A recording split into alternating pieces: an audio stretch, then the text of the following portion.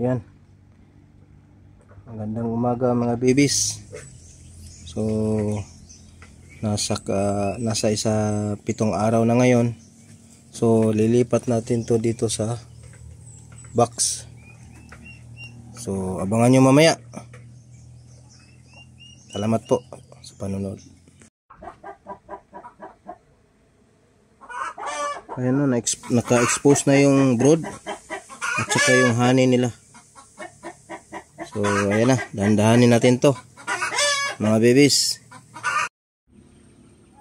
So mga babies, ito na yung transfer natin kanina na galing sa puno ng niyog. So meron pa unti-unting pumapasok sa box, pero karamihan andito pa.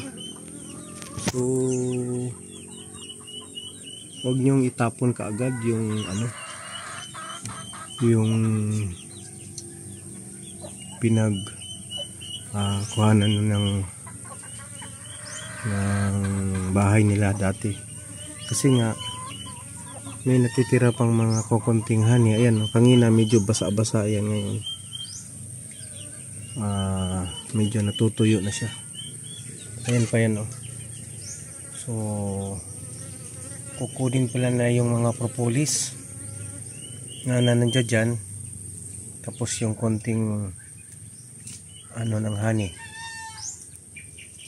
para pandikit nila dito sa bagong tirahan nila. So ayan, ganitong gagawin nyo para naman di masayang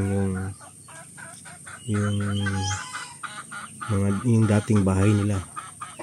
So nilagay ko muna yan sa ibabaw ng kahon nila para naman yung propolis kaysa kukunin pala doon sa mga puno o halaman, ito na yun. Pwede nilang instant propolis na yan na makukuha nila para pang shield sa bagong bahay nila. So hanggang dito lang muna mga babies. Salamat po sa panunod at pagpalain po tayo ng Poong May Kapal.